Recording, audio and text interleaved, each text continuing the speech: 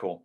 Hey, this is Kieran, Coach's Corner Chats, and on the podcast today, I've got David Robertson. I'm super excited to chat with him. David, let us know where you're at and what you're up to.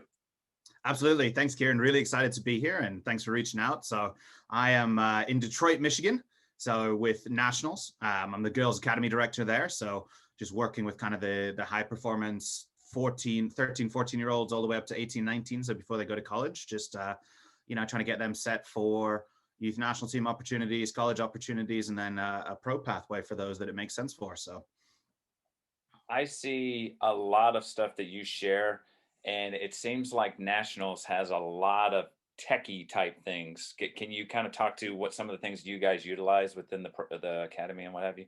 yeah, so we're lucky that we've got a really cool kind of base to help the kids develop with stuff. So we utilize VO cameras for a lot of our training and then all of our games home and away. So, when we were down in Texas, we took them with us. And basically it's a humanless camera that tracks, it gives you the TV kind of broadcast view, but it also gives you the whole 180-degree view of the field. So you can look at, okay, if we got countered off of our own corner, a lot of times when you watch the film, you can only see the 18, right? So the VO camera actually allows you to pan back at any point. So you can see, oh, my goalkeeper was not really paying attention. We left their forward isolated by ourselves, and you can address those and give clips of those. So VO is a real game changer in itself of being able to utilize that. So that's the kind of film aspect that and every kid has their own account. We take that film and we send it out to colleges every week, so that they're seeing, hey, this is where we are. These are the kids that you're interested in. And the kids can actually all create their own clips and stuff like that and send it out really easily. So we utilize that. All our games are broken down by Instat, which is the soccer nerd's dream, because it gives, people like me that love all these rabbit holes you can go down, all the information that you can handle. But it gives us really good, relevant data for when you're watching the game back. And you can look at, okay, statistically, how are we doing, right? In terms of decision making, because a lot of times you can talk to your center backs about like pass completion rates, right? And they go, well, coach, I complete most of my passes. And then without having to sit there and count them all individually, Instat's able to tell us, okay, well, how many are actually forward passes, how many are sideways, and how many are backwards? So, if you're able to complete 95% of your sideways and backwards passes, but only 50% of your forward passes, now we know where the issue is, right? So that's how we can help create those kind of individual development plans for players and give them some specific objectives, right? Because if you critique them on their forward passing, sometimes just out of the blue, they'll now never pass forward again. And now you've killed how you want to play. Mm-hmm. So we utilize Instat for that. And all of the Division I colleges have access to Instat. With a partnership they have, so they can look at our kids, youth national teams as well. So they get a lot of exposure via that. And then some of the little stuff we do is we use an app called Soccer Pulse, and it's basically a morning wellness check for them. So, obviously in the COVID time, it's been really helpful because it does the COVID screening for them. And any symptoms that pop up, we get alerted. And then we can have a conversation with the kid and the family about, what is it? Stay home, isolate, go see the doctor, whatever might be the appropriate steps.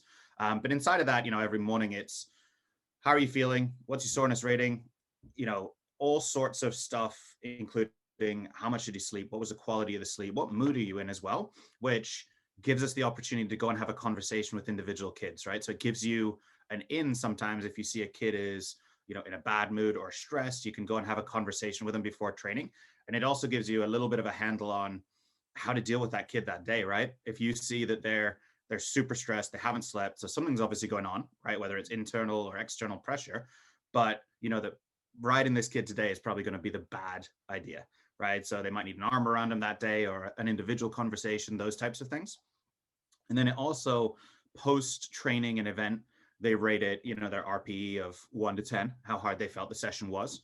And it builds up their, acute and long-term kind of indicators and stuff like that. So we have that. And then all the kids wear Beyond Pulse belts, which is it's not GPS, but it's heart rate, max sprints, all this stuff. So it's a super inexpensive way. Everyone buys a belt and they have it forever. So it gives us data to be able to look at things. Okay, they're saying that this session was a 7 for them. Their heart rate data looks like this, right? And then you match it up to what their effort and intensity looks like on the film. And you can get a really good idea of, which kids think they're performing, but they're not, in terms of they think their 75% is really 100. And Huh. how do we unlock that extra, 25%? So it's been really cool. Obviously, it's a lot of pieces, right? So some days you just take one or two pieces. Some days you're able to take it all and look at it together. Um, but we've been able to utilize all of that, and then especially for games, right? It allows us to see, okay, where's our real fitness point? Because we can say, okay, it looks like soccer wise in minute maybe 35 that things are starting to drop off a little bit. So, okay, what does the data look like? Are we not doing sprints anymore at that point? Is it jogs? What is it? So we can look at, okay, we're at 35 minutes of soccer fitness. Can we now we need to do something to continue to get that higher and higher. So obviously that's your preseason regimen, right? Is, for us, we're judging fitness not on your mile time or, your 40 yard dash or anything like that. It's on how long can you perform at an elite level of soccer decisions before there's a drop off. So that's kind of in a nutshell. I think for the most part, most of the things we use, but obviously it's quite a bit, and they all tie together and all have a purpose. So as with anything, if you have stuff and you can't quantify it, or you don't have a way to do that, then it's irrelevant. So it's important that you're not just getting tech to put it on social media and say we have this and check a box. It's what are you actually doing with it? Yeah, I think the cool thing that it sounds like is that there's conversations between you and the players constantly about what the data is saying. And then I'm finding more and more with these players, the more visuals that you can give them. So what you were talking about with the video, being able to say, look, it's great that you're completing a ton of passes, but they're not dangerous passes. They're not getting us, they're not splitting lines, they're not getting connecting to the midfield. And I think that's so cool. And then the other thing you mentioned, which I've never thought about, was the fact that a kid thinks that they're playing at a high level, yet maybe their heart rate and some of these other things that you can look at are saying like, no, there's maybe another level that you could go to. Yeah, absolutely. And it's the beauty of coaching, right? It's how we unlock that potential that they don't really know exists. So, both physically, mentally, and technically, tactically. So, those are really cool tools that we can do. And it's one of those, you don't need to necessarily have a huge budget. Like we don't. We do some fundraising to make it work, but it's all in all, it's not as expensive as people think, which is great. So it's one of those, if families are willing to spend a little bit each, and then they have this stuff, so it's kind of a one-time investment, Mhm. minus some stuff. But it's a thing that can benefit them for years and years, because like the Beyond Pulse belts, it's all done via Bluetooth, so they actually can start their own stuff. So when they're at home doing their home workouts, so especially when we were shut down with COVID, we had them all, doing individual work, but they wore their belts. So we could now see as well, okay, on your own, this is you getting, are you getting your heart rate elevated to a point where it's, helping you maintain or increase your fitness, or are you just cruising? Right. So, and different days call for different things, but it allows us to see as well, okay, are our sessions really as effective as we think? Right. So, early on when we're trying to use 2v2, 3v3, 4v4 to build that base fitness, if their heart rates aren't getting outside of certain zones, then maybe we need to tighten it up or make it bigger, in order to really try and stretch that data into increasing their fitness, which is what we're looking for, as opposed to just pure running. Can you get that data as the activity is going on? Can you look at and So no, that's the only thing that's tough, is it's all you look at it once it's uploaded. okay? I think obviously then you're getting into the realm of the like $1,000 Yeah. GPS pieces that the pros are wearing and stuff like that. And I would love to. That would be really cool. But we'd probably need an analytics guy on the sideline with his iPad telling us what to do. So Does all of the data breakdown and looking, does that fall into your lap, or does the Nationals have someone kind of like you were saying that kind of helps break some of that stuff down? yeah, so it goes into the individual coaches. So myself and one other guy coach the girls academy team. So we're kind of pretty proficient in it.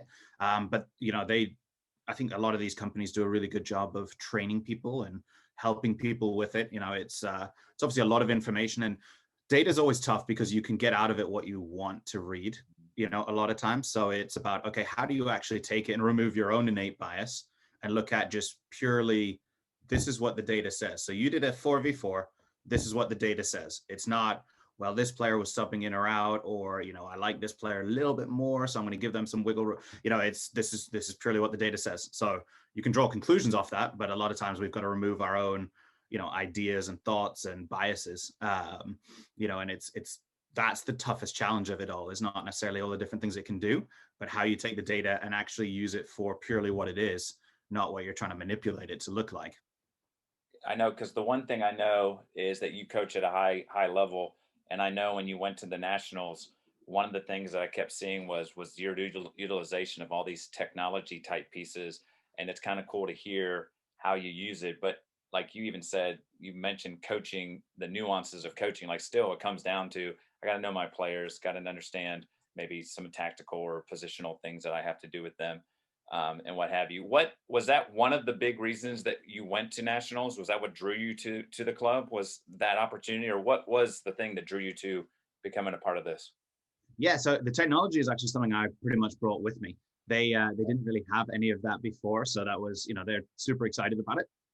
But for me, it was obviously been in Cincinnati for a long time. It's spent 10 years at Cup and CDA and had a great experience, and we built something pretty special.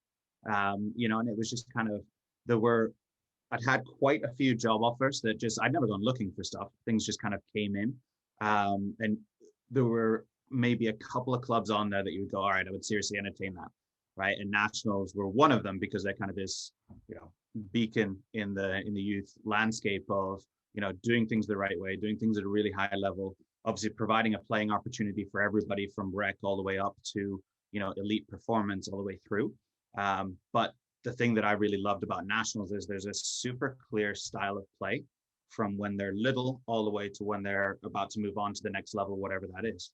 And it's very possession dominated. It's very, oriented to try and be like that peak Barcelona type era, of dominating the ball, dominating space, obviously with tweaks and things like that. But it's, that was really a big attraction is I always want to continue to learn and get better. And I felt like there were a lot of people here to continue to push me and hold me accountable and help me continue to develop, which is a big thing for me. I don't want to be, 33 years old and done learning, because that's the day that it all ends for me, is the day that I can't learn anymore. So you just said you spent 10 years here in the Cincinnati area, and that's kind of how I connected with you and kind of followed you here and what have you. Where were you before that? Where did your soccer journey begin? Yeah, so originally, I know I've got kind of this hodgepodgey accent, but it was so both my parents are Scottish, and we lived in Europe for a while, and obviously when I was a kid, it's in the blood, in the DNA, right? So I think that's why when everybody asks me why I support Newcastle United, it's because you're born into it. There's no choice there. So you love it in good times, you love it in the bad times, and you suffer for a lot. But it's really, for those that haven't been to Europe, it's like, I think people are exaggerating, right? It really is the religion. You wear your club's pajamas when you go to bed. You wake up and that's the first thing you think about. You have the lunchbox when you go to school. I mean, it's what you look forward to. It's everything, right? So obviously then when we came over to America, it was soccer was just kind of well, it was here, but it wasn't, at the level it is today. So, obviously playing wise and supporting wise, and in Ohio, the only thing, it was the Crew and Chicago Fire. Those were the two closest teams, right? So you tried to support that, but it was a different level. And obviously MLS has come a long way in that time period, but that was the days before the development academy was here and everything. So it came over here, went to obviously school in Cincinnati, um, you know then got into coaching, and then it's just been a kind of upwards journey from there. So started coaching, got into it a little bit at the old Hammer Club before it kind of merged into King's Hammer. So I was there, had like a U8 boys third team while I was in college. It was funny. I think my parents knew I was going to be a coach before I did. When I was 16, my mum signed me up for the old E and F licenses. And I remember driving up to Dayton in the snow, to go to these. And it was in a gym, and I was the youngest person by probably 20 years there. At the time. So it was a lot of, dads trying to get themselves educated, and, we're obviously coaching their kids and things like that. So that was fun. So I had my E and my F license when I was 16. And then, I started coaching when I was 18, just with, these young boys teams, and it kind of developed and grew, and, was moved away, came back, coached a little bit, started on the girls side, then ended up at Cup. And then, was coaching everything from the CU levels, which is the silos. So worked a lot with that, worked with the juniors programs, worked with the kind of elite, the cup teams, and just kind of grew and grew. And then it ended up being the development academy. And, and then here we are in Detroit. So it's been a whirlwind. It's hard to think it's really been, seems like 3 or 4 years, but, obviously it's been 10, 11 years now. So So did the E and F course, did that kind of whet your appetite to like, dude, I want to go like you talked about earlier, I don't want to stop learning. So does that what was the impetus to go, I gotta go get my D and then my C and then work my way up to the A and what have you? yeah, it was, I've always loved learning. I didn't do that great in school because I didn't enjoy the actual application of it a lot of times. So I was one of those typical kids who if it was a ball on a wall, I'd be out there all day. And you said you've got this 2 hours of homework, that killed me. So, you know, I've always had this like love of learning, and especially history and things like that. And then, obviously that was my mom used to always go mental because she said, if you like something, it's easy, right? You have a photographic memory on, Mhm. these obscure Premier League players that scored one goal and things like that, but ask you to study for this test and you can't do it. So not that that's the advice I would give the younger generation. Don't be like me in that, but it was a kind of a journey there, and it the first coaching course, it made me kind of look at things a little bit different. Like, oh, there's a little bit more to this, and it started to make you look at maybe when you watch games, starting to look at them a little bit differently. Like, okay, why is he doing that? That's not just what you do; it's why, right? So that started that, and I think then it was like, okay, I think coaching is something I'd like to do, and then. So when I was 18, I just randomly shot an email off and they said, yep, we've got a team for you, come on out on this day and you're starting. And I sort of went, oh, this is real now. Right. So luckily I had that little bit of stuff to fall back on, but it was cool because I'd had the little bit of a tweak that I think a lot of people don't get till later is, okay, obviously I've been a player, but how do I now switch into being a coach? So luckily I'd had the E and the F that kind of gave you that little bit of a buffer. So you could look at it a little bit differently. And it was a lot of fun and we had a lot of success and, I loved it. It was just it's the next best thing to playing. So, you feel all the emotions, especially when you're younger, right? And I then went and got my D and my C, and my B, right? So I actually had my B license by the time I was 23. And it was at that point then that I said, I probably got to slow down a little bit just in terms of, could have gone for the A year later. But it was one of those, you really need to gain more experience. And I think that's the thing that you hate to hear as a younger coach is that this is going to take time and experience and you can't get it via reading a book or, you can gain knowledge, but you can't gain experience you can only get when you do, and you have to go through things that are difficult and you've got to go through things that are great and you've got to figure out how you become you, because I think especially as a young coach you're always looking at you're looking at the coaches you had, you're looking at the coaches around you, and you're going, I want to be that, I want to be that, I don't want to be that, I want to be that. And then it takes you a while to get to the point where it's, no, I'm going to be me, right? Because there's only one of me. And so I've got something unique. I see the game a little bit differently, or I might see it similar to that. So I'm going to take pieces of that, but I've got to make it my own.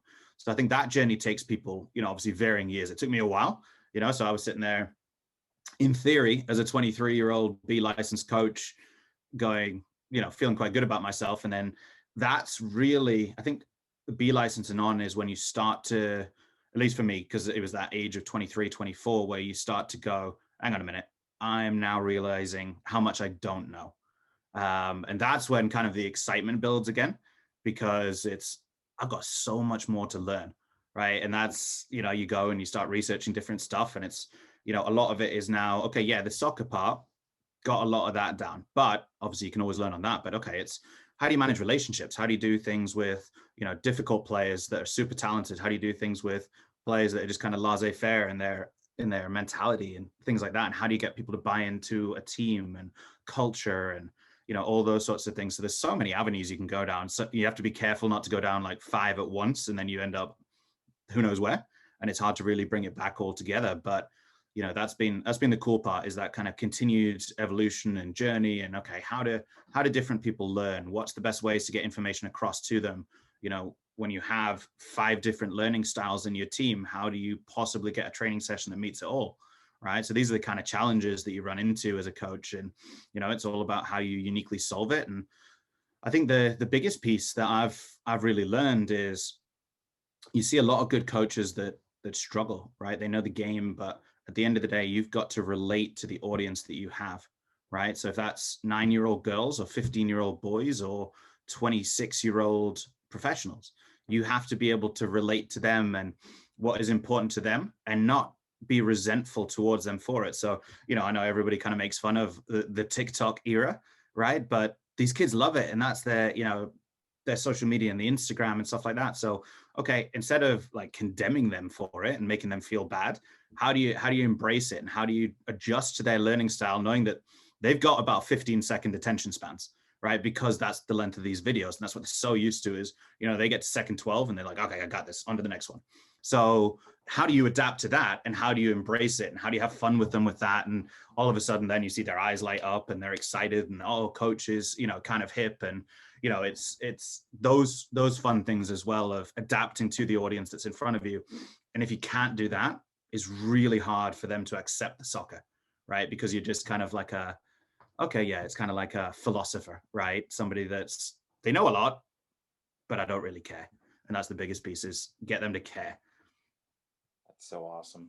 The one thing I heard, I feel like for you was that the cup experience was almost a perfect timing for you, because you had knowledge wise, like you said, I'd gotten to a high level in people's eyes of like the diploma side, but I needed that experience. And it seemed like the cup thing was a great opportunity for you to kind of start figuring your things out, the relationship side, all those little things you brought up, and then was able to then lead you to this jump to nationals now.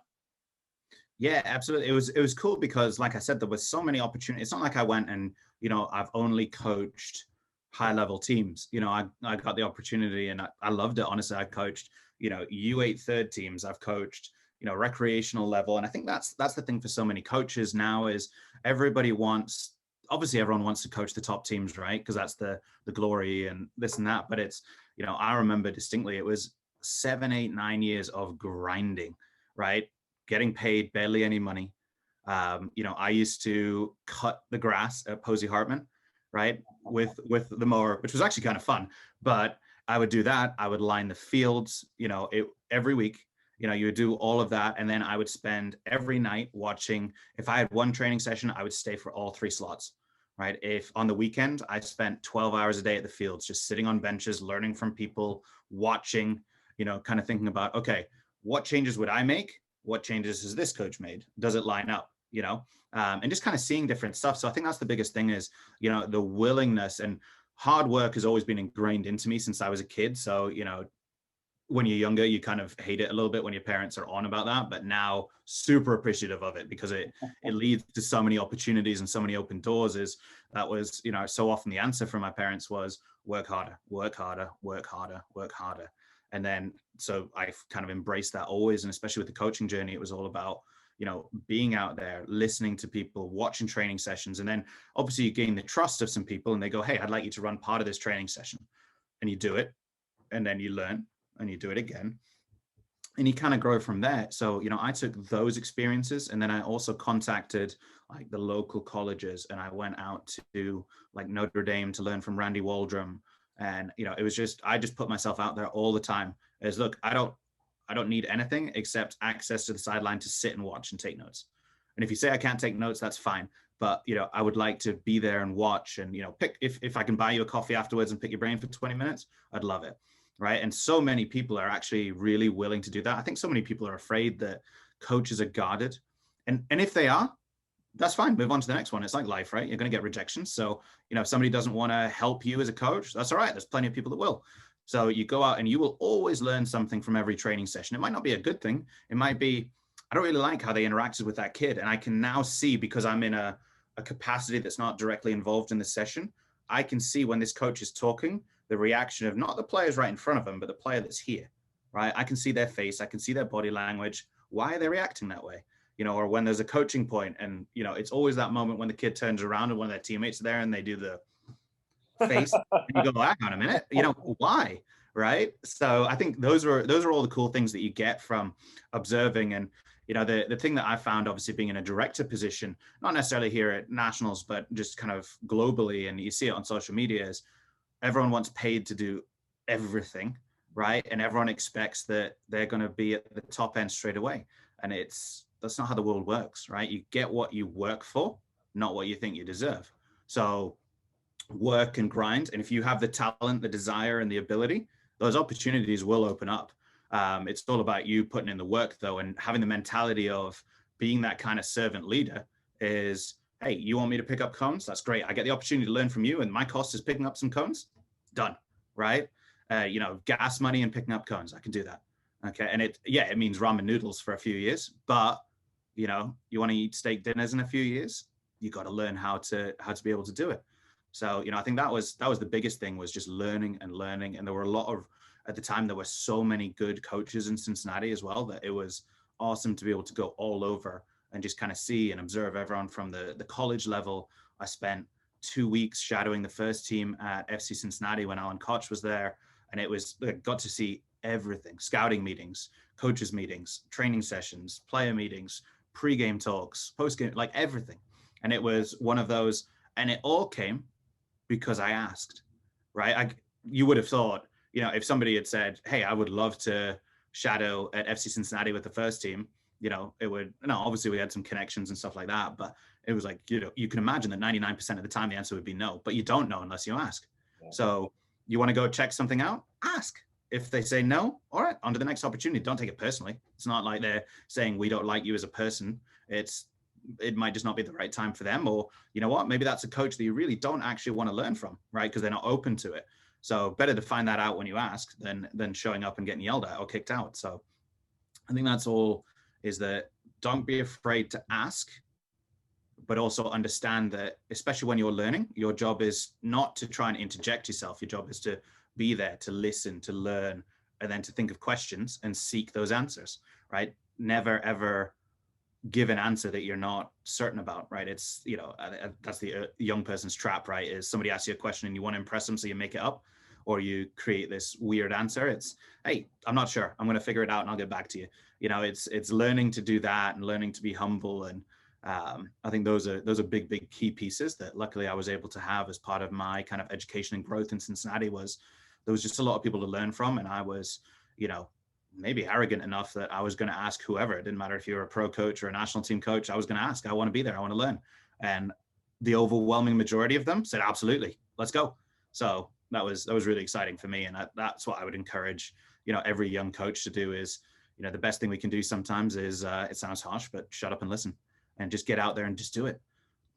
Right on. I'll speak to this too, because I have, David posts little clips of his, I think they're an 04 group, quite a bit, that are out, and they'll play, and he'll show a clip of kind of showing that style of play that he said that the Nationals likes to play, with that possession style, and he'll share little 30-second clips. And I even reached out and said, man, they look really good. I would love to see kind of a full, and next thing I know, I get in my inbox, Facebook Messenger, here's a full game clip, that I could watch. And then I watched it, last fall, and I said, man, it'd be cool to see how these girls grew.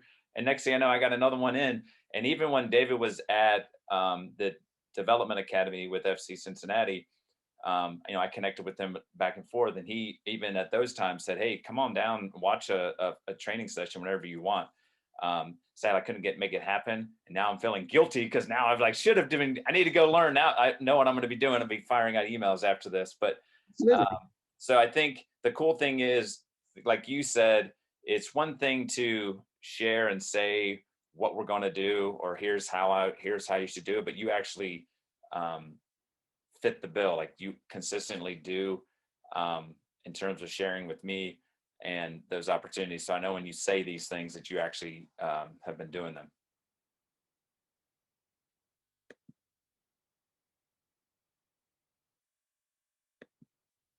Not sure if I.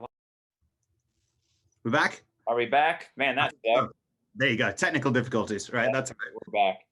But yeah, so like I was saying, the stuff that you have been just saying, I know from firsthand experience that you actually follow through, and that you are that person that if people ask, you're like, dude, yeah, here's the video of what we did, or here, give me some. And then you even, which I love too, I'm just a high school coach here down in Cincinnati, and you're just like, hey, give me some feedback. Like, what did you see? What did you like?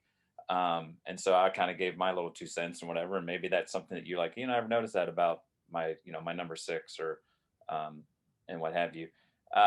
Couple of things that I also wanted to ask you about. So I don't know if anybody sees, but there is a large golden retriever that's wandering around that you pet. He's almost as famous as your coaching. So who is this dog of yours? And I know one of his big things is like he likes to carry things or It's a weird obsession that he has. Yeah, he loves sticks, right? And whenever he gets excited, he's got to have something in his mouth. So Rory is, see if he'll wake up here. Rory, can you come up? Hey, come here.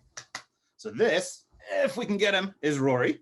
Right? He is a 2-year-old golden retriever that I had, obviously got him when I was in Cincinnati and has been, my kid since. So he's, keeps me sane. He's the therapy dog that he doesn't know he is. But yeah, he's a big personality. It's funny, wherever I've lived, there's more people that know his name than know my name. When I'm walking around, they're like, Rory, right? But yeah, he's got this, especially since we moved to Michigan. So he was born, I think the last time Cincinnati really had snow, 2-3 years ago.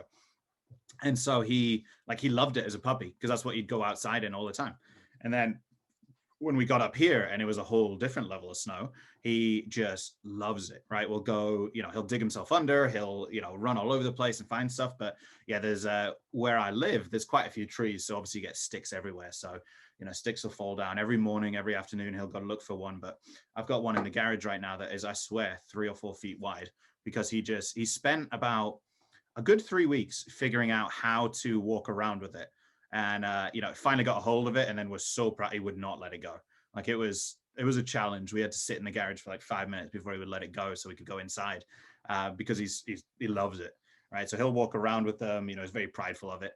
But yeah, even the other day, right? We had 2 feet of snow, and he went and he remembered where he'd left his stick, obviously like 6 weeks ago, and he went and dug it out and was very proud of himself parading it around. But yeah, no, he's a brilliant character. It's the obviously I'm a dog person, and he's been through a lot of ups and downs, especially in the last couple of years of, there's always uncertainty in the youth soccer landscape, and then obviously the stress of, moving during a pandemic. That was a good fun time. But he's been by my side every step of the way, and keeps me sane, and it's always great to have him around. So I always encourage coaches, especially because it can be a lonely, tough profession. yeah. So having something that's super excited to see you whenever you walk in the door is very beneficial. I think it's cool when David says sticks, like he's talking. Some of these are actual like full size limbs off of trees. They're huge, and he literally has them. Like you said, they're off the ground. They're not dragging. He's just, it's awesome. So, um, kind of talking about like soccer journeys and what have you. Is there future aspirations to go beyond like the youth level? Do you want to possibly go to like an MLS type team or maybe the NWSL or get connected into the national kind of program? Where are you just kind of like, I'll see how things go? Because you talked about even the move to nationals, you had other options where people came to you, and you even said, I wasn't actually looking for anything, but it just came. So what's kind of your outlook for the next maybe 5, 10 years? Yeah, I think, you always try and look at what things are going to potentially be so that you can work towards being proficient enough to allow you the opportunity, right? So, for me, it was, okay, what do I ultimately want to do? And, you think of in the US, okay, there's youth, there's college, there's pro, there's youth national team, there's full national team. And, so I thought about college for a while. And then for me, it was, I don't know if I could maintain my sanity only coaching 3 months a year. Mm. So for me, it was, I love being at training and I love all that. So, it was okay, got to do something for more extended. So you go, okay, growing in the youth pathway was brilliant and getting a lot of experience. I've been lucky enough to work with, over 100 kids that have gone on to play in college and, 15, 16 that have played in the youth national team. So been lucky to really work with everyone from the recreational level all the way up to, the elite in the youth world. So, I know the club here has plans to kind of develop a full pathway And we're excited about that and being a part of that. And for me, I think, yeah, would love to do something in the professional arena when that makes sense. Um, ultimately, whether it'll be something that happens, I don't know. But for me, I want to be able to be prepared. So that's what, I try to do all sorts of stuff where, for scouting and all these types of things to kind of continue to develop myself so that, what, if the dream opportunity comes across, right? If I can go coach Newcastle United in the Premier League, I'm qualified and ready to do it. Right Right. on. So it's well, hopefully we're still in the Premier League, but we'll see what things look like. But I think that's the big thing is, it's like we tell players all the time, it's not necessarily the end product. Or if you put all your eggs in getting to that end product, you're going to end up disappointed. It's the journey to get there, right? And it's the minute you can let go of that, because you can't necessarily control what you get to, right? But you can control the process there. There was a guy that I worked for quite a while called Dave Simeon, who's, been everywhere and done everything, worked with a full men's national team, has worked with Clint Dempsey as a youth player. So, he's seen it all. And he used to tell me all the time that, things like just because you put on a spacesuit doesn't mean you can go to space, right? Just because you get a Stanford education doesn't mean that you can get into the NASA program. But you can't get there without those steps beforehand. Mm-hmm. So it's the same thing of you've got to do all the steps to prepare you so that if the opportunity comes, you're ready to take it and not just get in and realize, oh my God, what have I done? Right. This is too much right now. It's you get in and you go, all right, I'm here to make a difference. Right. So obviously that like all the stuff that I got to do and learn in Cincinnati, right, prepared me to come into this job, which is, especially on the girls' side, one of the probably I would say top 5 jobs in the country. So to come in here and not go, oh my God, this is overwhelming. It was, hey, I'm here and I'm here to continue to take what is a brilliant foundation and how can we continue to elevate it and make it better and have the ability and the tools to do that, as opposed to what do I do? So I think that's the really cool thing is, you are a summary of your life experiences, the things you've done, and the people you've surrounded yourself with. So, that's going to be the key. And it's a podcast called the High Performance Podcast. Have you listened to it at all with Jake Humphreys and Damian Hughes? I have not, but I will add it to my I'm list. going to send this to you because it is honestly, it's like, this sounds ridiculous, but it's life-changing stuff. They bring on some, everyone from all these different sports to people that are, high performing people in different things like mountain climbers and stuff. And it's all about their mentality and their journey and what they believe in the work and all these different things. And they constantly are giving little tidbits about how you really get places and what the journey is really about. And it's very relatable people as well. It's not like, you're looking at somebody going, well, I'm not going to get to that. It's stuff that you can take and apply to, if you're coaching a U10 recreational team, you can apply certain things to that. And I think that's like we talked about earlier, in terms of taking bits and pieces from everything, is that willingness and openness to go, okay, well, Casper Schmeichel said this, and the guy who climbed Everest said this. I can take these little pieces and I can put it in to create my uniquely me methodology of, how I coach, how I treat people, what I do, what I'm willing to do, what I'm not willing to accept, all those different things. So, that's a podcast that I would really encourage people to listen to. I think they're on like season 4 now, so there's a lot to binge, which is great. But yeah, no, that's been something that's been absolutely brilliant in that kind of developmental journey and just continuing to listen to other people and what can you apply and how can you make the journey great. And they talk about that all the time. They've even had Matthew McConaughey on there talking about his new book, The Green Lights. And, Yeah. it's just, it's all about that continued thirst to learn, right? So if you don't have it, you've got to figure out a way to get it because otherwise you're going to stay still. And I think that's another thing is being okay with knowing that you don't know everything, right? It's not letting that kind of ego barrier go that, like I mentioned before, it's okay to say, I don't know when somebody says, what's this? Or why are we doing that? I don't know, but I'm going to find out and I'll get back to you. Right. And then you go learn about it and you become better and more proficient. And, it's the same thing as your players. They're going to ask you why. And you need to be able to give them the honest answer because kids are way smarter than we give them credit for. Yeah. There's a lot of people that think they just accept. And that's what I love as well about the job I'm in. They'll challenge things and they'll go, well, what about this? And sometimes you'll go, yeah, actually that's a good idea. And being able and humble enough as a coach to go, that's really good, right? We're gonna change things and tweak it that way. Or no, I like what you're thinking, but here's why, right? And then showing them and things like that. So I think that's a big piece. I know I've just gone on an extreme tangent that probably has nothing to do with what we're talking about, but Oh no, it's awesome. It's awesome. It's good to kind of gives me a snapshot of your thinking and your ability to kind of, like you said, pick and choose and connect that to, like you said earlier, I am my own person, so I've got to figure out who what I am going to be as a coach. And that vulnerability, I think, that is I even find it in the classroom when we're doing a problem, and I look at them and go, look, I know what the answer is. Here's the answer. It's in the textbook. I'm not 100% sure how they got it, and then it's really good for them to see that, look, I'm a human just trying to figure things out just as you are, along the way. The other thing that I was going to ask too, and I'm curious about, because I've been a part of like ODP, and you play teams from Indiana, you play teams from Kentucky, and is there a difference? Have you noticed a difference between like an Ohio kind of style of play and the players and Michigan, or is it just one of those like, look, we're in the U.S., it's players are players? yeah, I think different regions of the country develop different styles of players for sure. Because you got to look at, okay, one, the training environment, right? So in Cincinnati, there's really not very much indoor opportunity, right? There is some smaller fields, but there's not these 11v11, huge domes or stuff like that. Up here, they're everywhere, right? So you've got the ability to train 4 days a week, 5 days a week in perfect conditions.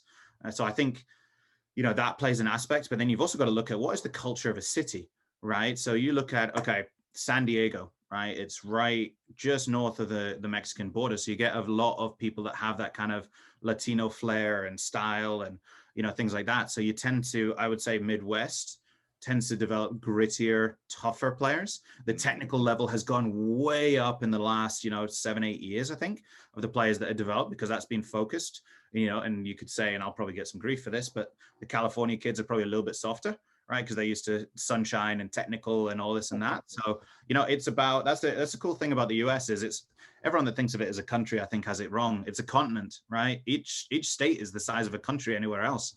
So it's really this collection of, so many different countries that all have their unique style. It's just like how the people are different in Ohio than Michigan, than Indiana, than Florida, Georgia. You get that with the soccer too. There's little nuances, and then you go, okay, well, what's the coaching pathway been for people? It's, okay, is it a city like Chicago or Miami where maybe ex pros have stuck around, and so now the youth are getting experiences from guys that have or girls that have played at the absolute highest level, whereas other places it might just be, someone's kid going, I want to play soccer, and the mom or dad going, okay, I've got to learn about this now, so that I can be their coach and we can have a team, and then it grows, right? So I think there's so many things that go into that, but absolutely, I think even within different markets, like I would say the player that's produced. So Detroit has 7.5 million people in kind of the metro area. So the player that's produced here depends on the club they go to, right? So a Nationals player looks like this. Hawks player looks like this, Fada, Jags, all these different pieces. And then, you go across the state and in Grand Rapids, you've got Midwest United, who are another phenomenal club, in terms of the national level, but they produce a different type of player. So it's, I don't envy and luckily I've been able to be on some things where I've got a real insight into the youth national team scouting, but developing those positional profiles is really tough, because you can get about 8 different types of player for every single position. And there'll be some really good players that are like professional standard players that will never get into a youth national team because they don't fit the profile. So, and that's the tough part about it is, especially looking a kid in the face and go, yeah, I think you can be a professional player, but you're never going to get into that because you're not what they're looking for. That's a great point of just where you are in the US. But like you said, even just going from one club and then driving, just 20 minutes or 20 miles, the different style of some are more direct, some are more, like you said, more kind of gritty, and we're just going to be physical. Other ones are very technical, technical, technical. I think you see it too in terms of the makeup, like physically of the players. I think some Yeah. clubs are very tall and lanky. Some are very strong. Some are short and just you look at them and go, what are they going to do? And they hop out there and they just freaking ping the ball around you the whole time, uh, and what have you. My other question that I was going to go with it seems that you have now been drawn to like the girls' side of soccer, Mhm. for quite a bit. Is was that just like it just happened, or did you just say, you know what, I really like coaching girls because I know they're different. Coaching girls and boys is a different, even you talking about even individually with kids within your team, dealing with mood and stuff that's going on and what have you. Uh, what is it that you love and enjoy about coaching the female side of the game? Yeah, it's a unique question because that's what I never ever thought I would coach girls. Just typical. Obviously, I wasn't a girl, and I played and coach then on the boys' side early on. But it was a random thing where somebody just said, "Hey, we would like you to take this team as well," and just absolutely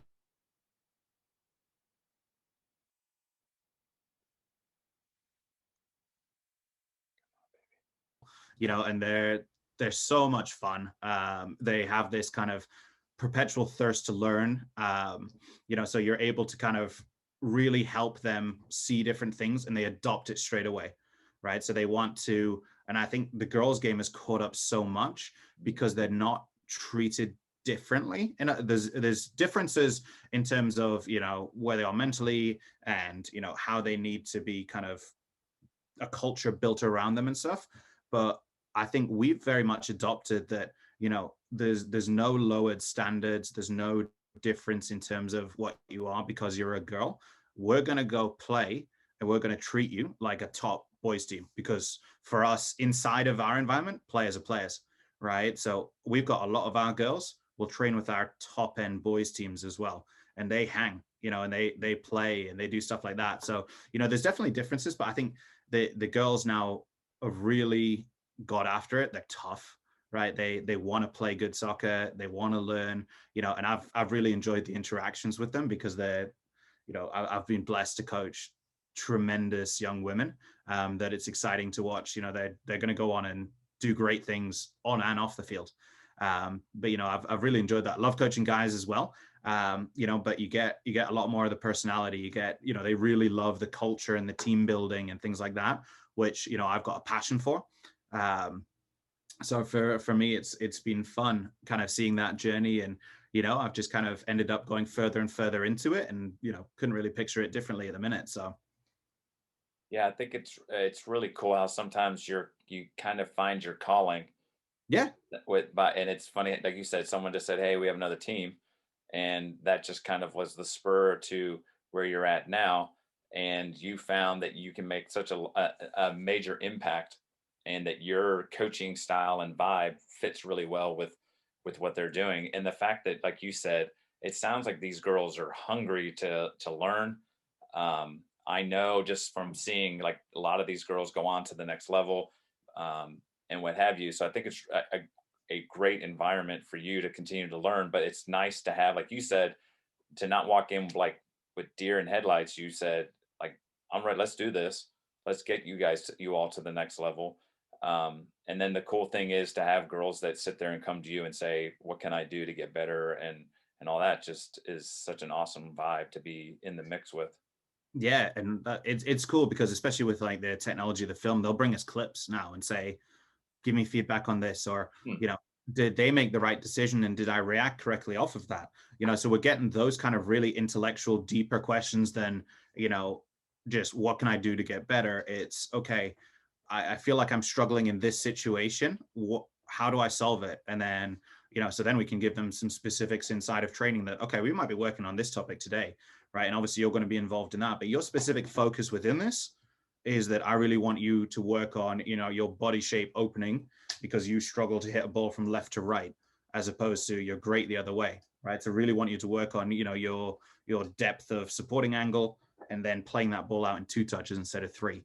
So you can give them all these little variations now when you can get them to the point that they ask those specific things.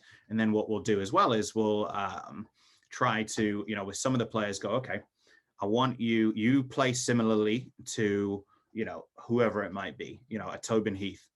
Okay, so I want you to watch some clips here that I'm going to pull for you of her. What do you notice about what she does in this situation? And then I want you to come into training and try and apply some of those. So then obviously they gain the confidence in training, and then they can apply it to games. So it's a little bit of, see it, be it, do it. Mhm. That you can take from the professional game and the college game, and bring it down here so that they can see it done. We always try to, within our style of play. And that's why I put a couple of videos up before. It was, Olympic Lyon and Arsenal and Barcelona, women playing. And that's exactly how we play.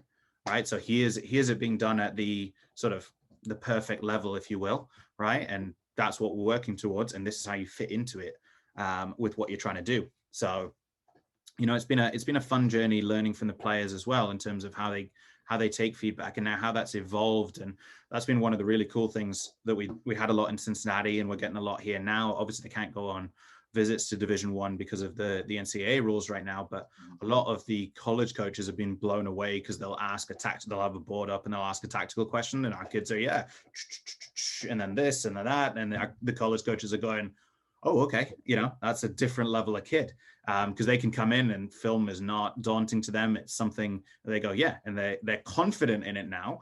And I always want my girls to go on and be prepared for the next level and whatever those demands might be, right? So training intensity, understanding of tactics, but also the confidence of a young woman to stand up and go, hey, I know the answer to that, right? And it doesn't matter that you're a freshman, right? And they're probably expecting the answer from seniors. You can stand up and give your opinion because you've been educated in it and empowered, and now you're confident, right? So that's the other big caveat is we develop phenomenal soccer players, but for us, we also want to develop phenomenal human beings that are confident, especially young women, right? Is we want them to, if soccer, we always want it to be part of your life, whether that means you're going to be a professional, play for the national team, or that means that you're going to play in the co-ed, indoor league, or when you have a son or daughter, you want to be their coach, or you just want to be a coach in general, right? So we try to create these coaching education opportunities for them, but we want to develop a lifelong love of the game, and then people that have the skill set and the confidence in themselves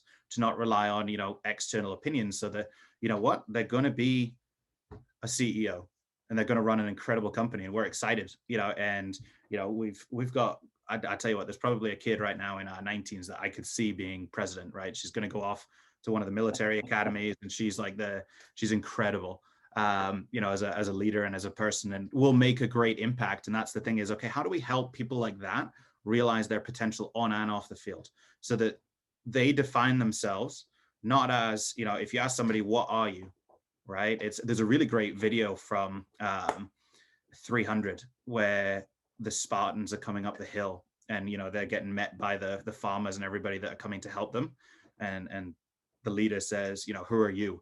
And they go, well, I'm a farmer and I'm a potter and I'm a this and I'm a that. And then he turns around to his 300 Spartans and says, who are you? And they go, Spartans, and it's one of those, okay, are you defined as I am a soccer player, or I'm an incredible person that happens to be a great soccer player? And I think there is a massive difference that when your playing days end, if you haven't been able to realize that being an incredible player was a part of your experience, but not the whole thing, right? You have to be a great person. You've got to be somebody that, loves giving back and helping others and hard work and all this and that.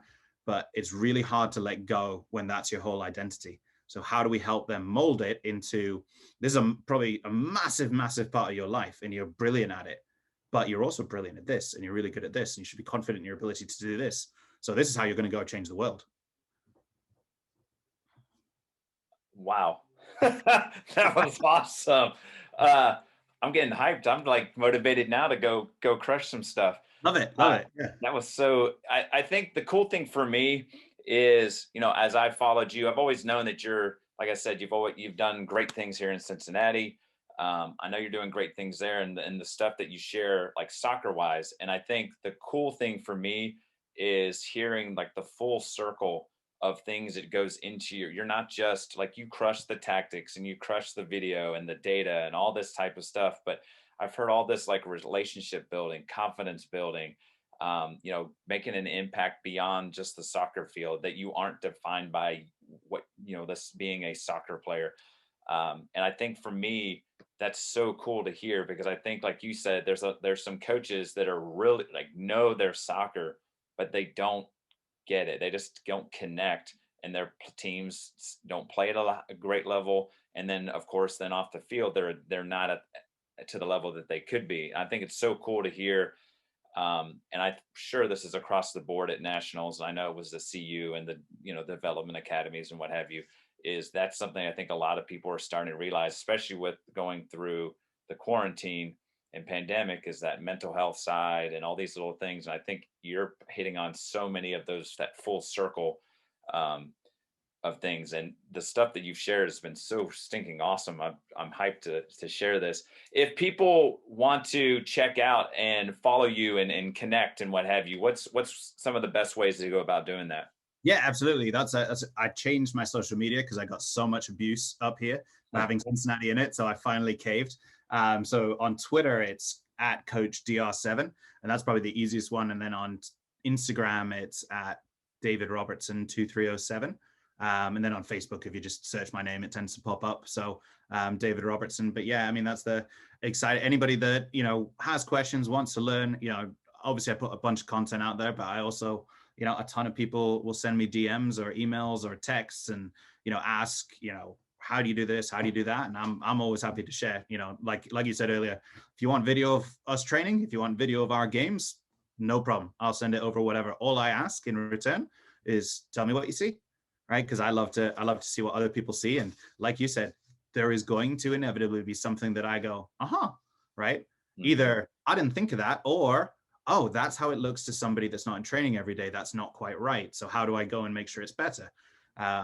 With those things. So I think, that would be brilliant. And then just to continue to ramble here, I think you hit a point that made me think a little bit there just a second ago. And I heard this from somebody at a convention years and years ago.